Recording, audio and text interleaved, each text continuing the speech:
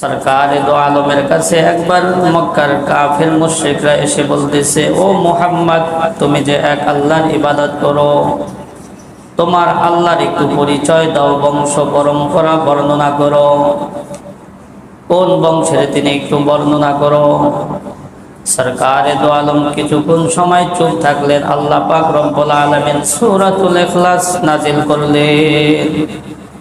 যে সূরাতুল ইখলাসের মধ্যে আল্লাহ তাআলা খুব চমৎকার ভাবে সংক্ষিপ্ত ভাবে তার পরিচয় দিয়েছেন।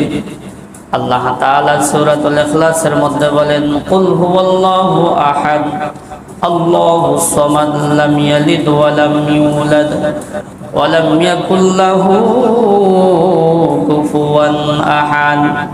কুল হুয়াল্লাহু আহাদ, হে নবী, হে বন্ধু, আপনি বলে দেন আমার আল্লাহ তাআলা এমন সত্তা যিনি সব দিক দিয়া এক।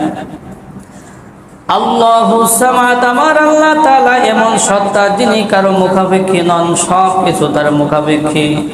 লাম ইয়ালিদ ওয়া লাম ইউলাদ, আমার আল্লাহ তাআলা এমন সত্তা যিনি কাউকে জন্ম দেয়নি এবং তাকেও কেউ জন্ম দেয়নি। ওয়া লাম ইয়াকুল লাহু কুফুয়ান আহাদ, আল্লাহ তাআলা হলেন এমন সত্তা যার সমকক্ষ আর কেউ নেই। কাফেররা আল্লাহর পরিচয় জানতে চাইলে আল্লাহ পাক রব্বুল আলামিন এই সূরাটা নাজিল করলেন। খুবই বরকতপূর্ণ সূরা।